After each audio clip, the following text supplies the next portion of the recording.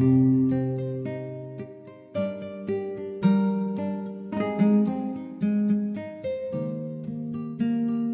الخير. النهاردة هنتعلم نعمل الفتة بالخل والثوم.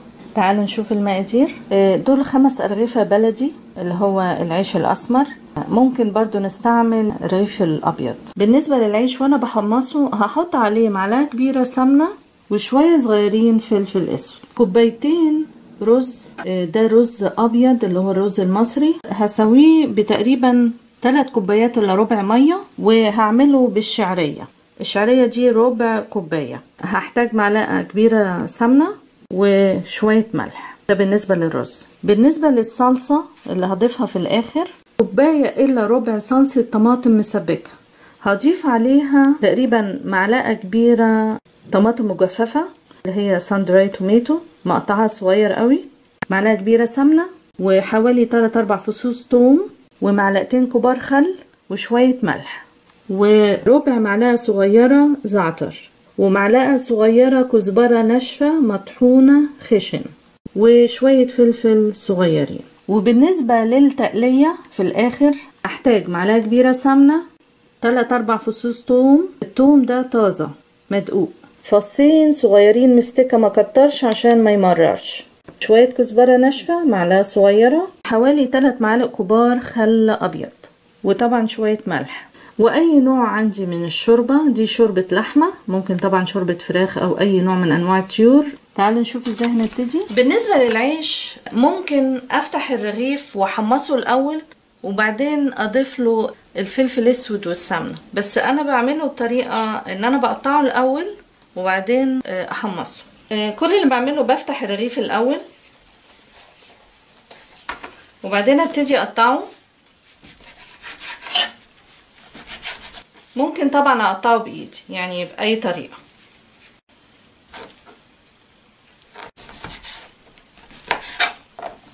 بالطريقه دي، واعمل كده مع الكميه كلها.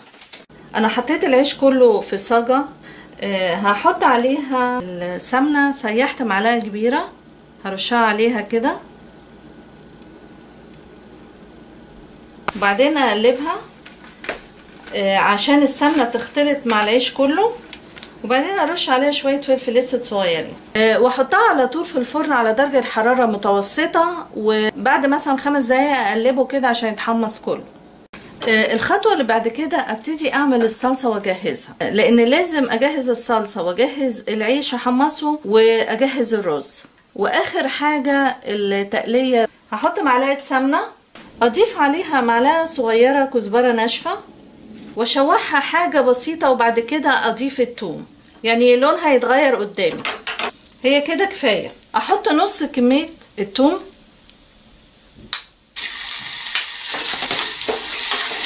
وبعدين احمره لحد ما يحمر. هو كده خلاص احمر. احط على طول دلوقتي الخل،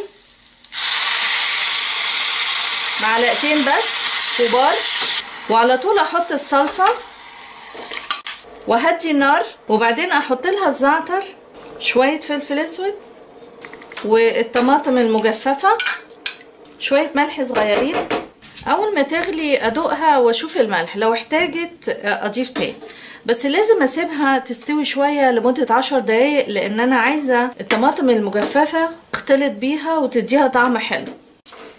تالت حاجه اعملها الرز، اجهزه واسويه خالص قبل ما اعمل الفتة. قبل ما ابتدي احمر الشعريه اولع الميه بتاعه الرز واحط لها معلقه صغيره ملح، وفي نفس الوقت اغسل الرز واصفيه كويس قوي قبل ما احمر الشعريه لانها بتخلص بسرعه. وهحط معلقه كبيره سمنه، احط الشعريه واحمرها كده نص تحميره، ما تبقاش حمرا قوي. هو كده كفايه على الشعريه. احط الرز وهدي النار في نفس الوقت، احاول اشوحهم مع بعض لحد ما الرز يفرفر كده ويكون الميه غليت. هي تقريبا كده خلاص الرز اتشوح والميه غليت. اصبها على طول على الرز،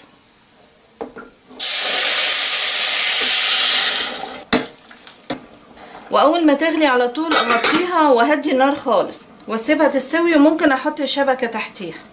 اخر حاجة هعملها، هعمل تقلية الثوم مع الشوربة.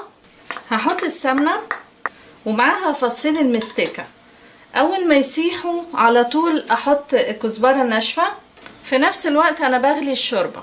هي كده المستكة ساحت، احط كزبرة، ما استناش كتير، على طول احط الثوم واكون مجهزة الخل.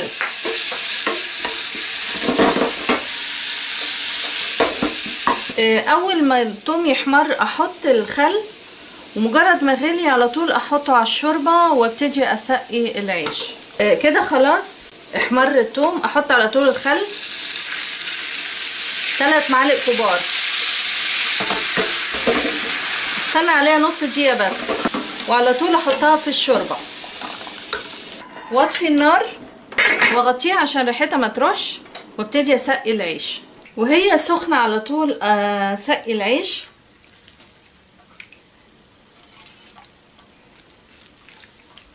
كمية الشوربة اللي حطيتها ما غرقهاش قوي، يعني زي ما احنا شايفين كده حاجة بسيطة، مش لازم اغرقها على الاخر عشان العيش ما يبوش قوي.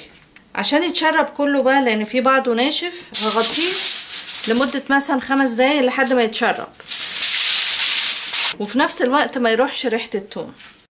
بالنسبة لتقديم الفتة في عندي طريقتين، يا اما احطها قالب واحد في صينية واحدة، يا اما كل فرد قالب لوحده. هوريكم الطريقتين دلوقتي. بالنسبة للصينية عشان اعرف اقلبها هدهنها بسيط كده بسمنة. بعد كده ابتدي اغرف الرز،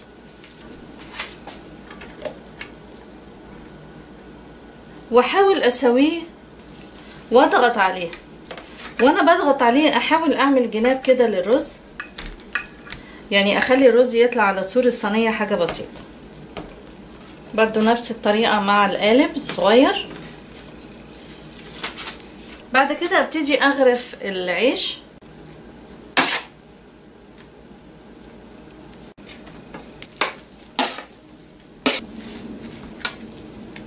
بس ما اضغطش على العيش عشان ما اهرهوش. بعد كده هجيب الطبق اللي هغرف فيه القالب كبير، احطه عليه كده واقلبه.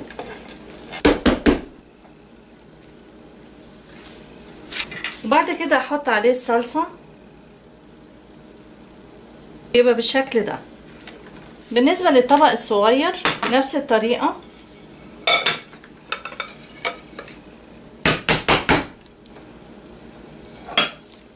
واحط عليه الصلصة. طبعا الصلصة مش كل الناس بتحب على الفتة صلصة، يعني ده اوبشن، وتتقدم بالشكل ده. حاولوا تجربوها وان شاء الله تعجبكم. اشكركم جدا والى اللقاء.